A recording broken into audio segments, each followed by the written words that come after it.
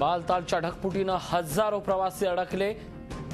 अमरनाथ यात्रेतले अनेक यात्रेकरू अडकलेत। या क्षणाची मोठी बातमी येते। बालतालमध्ये झालेल्या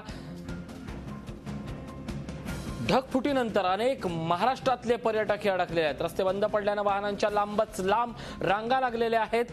अमरनाथ यात्रेतले यात्रेकरू हे आता फसलेले आहेत। झी मीडियाचे प्रतिनिधी ग्राउंड झिरोवर आहेत। रस्ते बंद पडल्याने वाहनांच्या लांबच लांब रांगा लागलेल्या आहेत। अमरनाथ यात्रेतले यात्रेकरू हे अडकलेले आहेत।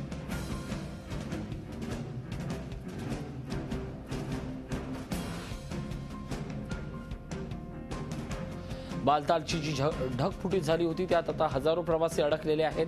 तर या क्षणाची मोठी बातमी येते। अमरनाथ यात्रेसाठी जाणाऱ्या पर्यटकांचा जथ्था हा काही काळ पुढे गेल्यानंतर बालतालला प्रचंड पाऊस झाला। ढगफुटीच्या या पावसानं इथल्या घरांचं, पर्यटकांच्या वाहनांचं अतोनात नुकसान झालेलं आहे। आमचे प्रतिनिधी विशाल करोळे ग्राउंड झिरोवरून आहेत। विशाल, काय सांगाल? ढगफुटीनं अनेक पर्यटक अडकलेले आहेत।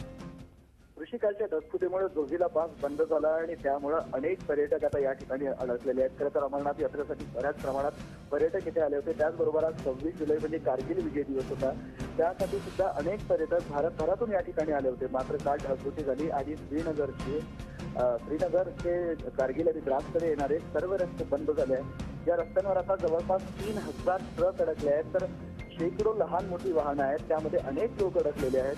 महत्वाचं म्हणजे या भागात अजूनही थोडा पाऊस सुरू आहे। राहण्याची आणि खाण्याची कुठलीही सोय नाही आहे, त्यामुळे पर्यटकांचे प्रचंड हाल होत आहेत। जोपर्यंत हा रस्ता सुरू होत नाही तोपर्यंत हा त्रास सुटणार नाही। दिल्ली प्रशासनाकडून असं सांगण्यात आलेलं आहे की आज रात्रीपर्यंत या रस्त्याचं काम पूर्ण होईल आणि उद्या सकाळी हा रस्ता उघडेल। जर हा रस्ता उघडला तरच उद्या सकाळी खूप ट्रॅफिक होऊ शकेल, अन्यथा उद्या या त्रासात अधिकच भर पडणार असं आपल्याला म्हणता येईल।